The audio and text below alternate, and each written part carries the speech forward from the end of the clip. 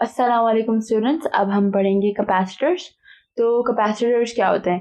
ये एक electronic device है जो कि चार्ज को अपने अंदर महफूज कर लेती है। अब जैसे कोई सर्किट है, सर्किट के अंदर से करंट गुजर रहा है, तो जब करंट गुजर रहा होता है तो उसके बीच में कैपेसिटर आ जाता है, और जैसे ही कैपेसिटर के अंदर से जब करंट गुजरता है तो वो अपने अंदर करंट को, ये चार्ज को महफूज कर देता है। अब करंट क्या है? It's a flow of charges, यानी एक मजमुआ है चार्जेस का जो कि एक टर्मिनल से दूसरे टर्मिनल तक जा रहा होता है।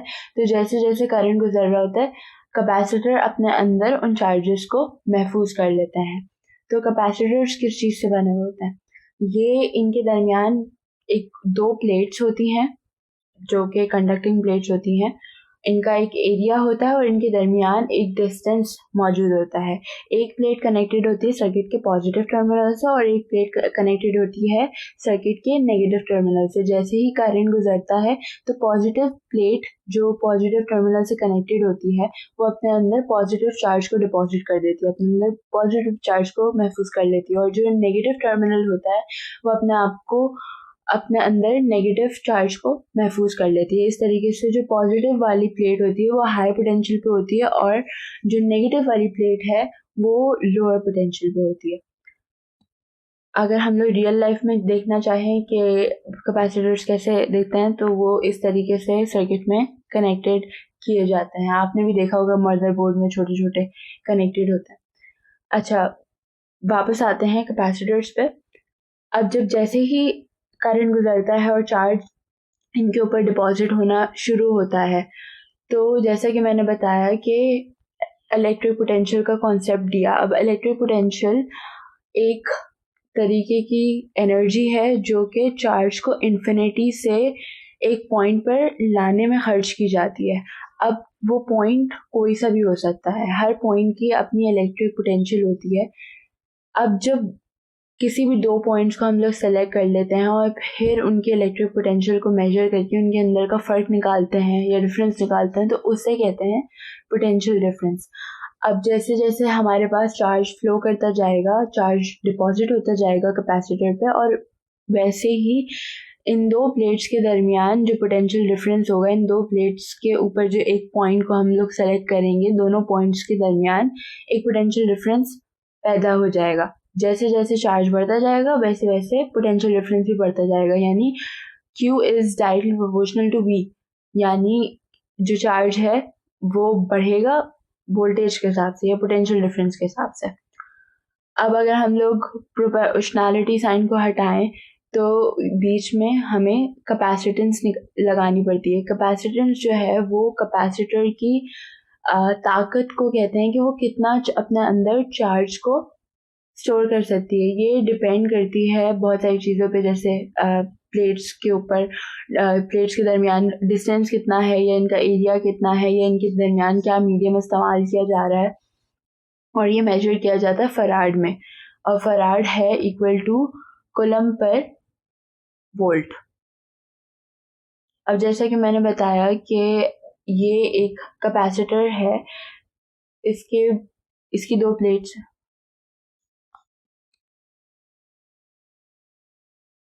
अब जैसे कि मैंने बताया कि ये कैपेसिटर है, इसकी दो प्लेट्स हैं और इनके दरमियान चार्ज फ्लो होगा। इसकी एक अपनी कैपेसिटेंस होगी जो कि इसके इन प्लेट्स के दरमियान के फासले और इनमें मौजूद मीडियम, चाहे वो वैक्यूम हो सकता है, एयर हो सकती है, कोई भी इंसुलेटिंग मटेरियल जिसे डाइलेक्ट्रिक कहते हैं, वो इंसर्ट किया जाता है, और इन प्लेट्स का जितना भी एरिया होगा उस पर डिपेंड करती है कैपेसिटेंस। अगर हम लोग को कैपेसिटेंस किसी वैक्यूम में निकालनी है तो हम लोग इस तरीके से निकालेंगे कि जैसे कि मैंने पहले फार्मूला बताया है कि Q is equal to C V, तो हम लोग इसे इस तरीके से लिख सकते हैं कि C is equal to Q over V। फिर उसके बाद हमारे पास एक फार्मूला होता है electric intensity is equal to voltage over distance.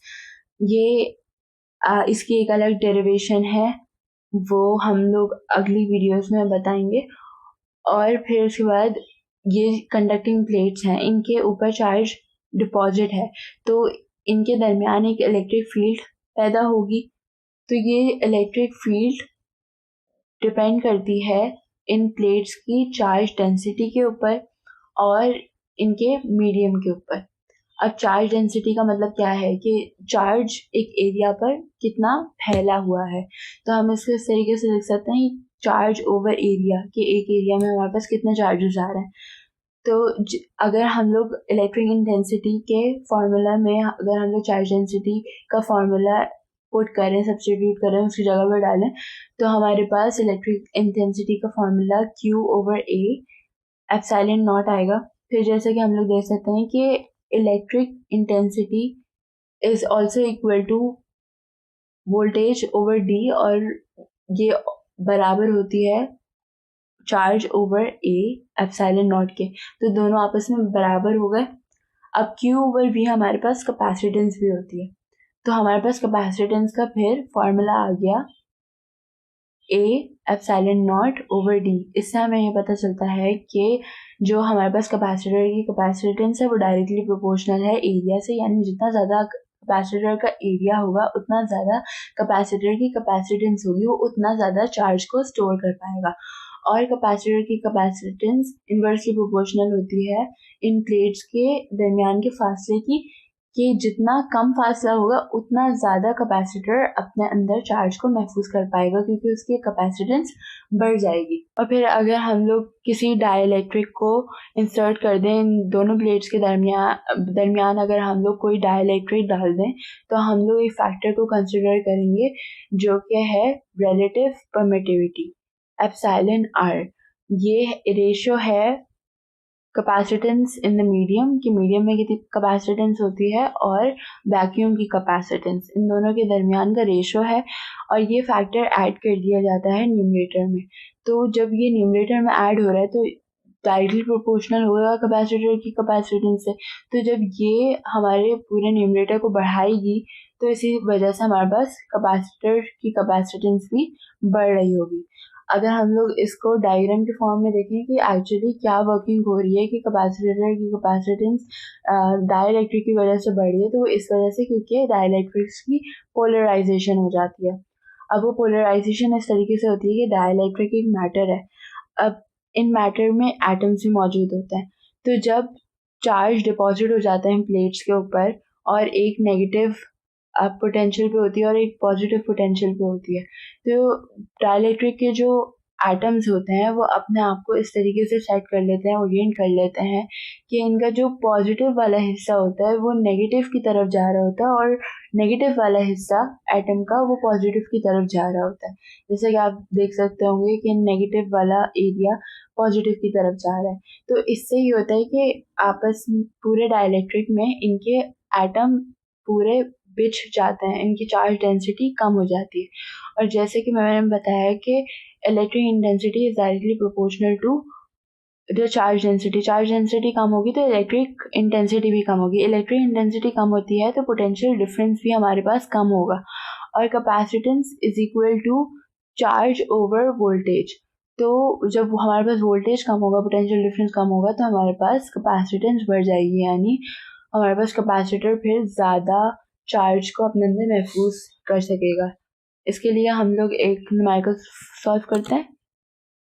यहाँ पर पूछा गया है कि 10 नैनोफैराड का कैपेसिटर 50 माइक्रोकूलम का मैग्नीट्यूड का चार्ज अपने अंदर महफूज कर सकता है, और अगर ये 0.885 मिलीमीटर के फासले पे ये जो दोनों प्लेट्स रखी जाएं तो फिर इनका एरिया क्या बनेगा। तो जो अभी मैंने थोड़ी देर पहले फॉर्मूला बताया, capacitor is equal to area over epsilon naught over distance, इससे जो वैल्यूज पुट करेंगे तो फिर हमारे पास 1 ओवर मीटर स्क्वायर हमारे पास आंसर आ जाएगा। Thank you.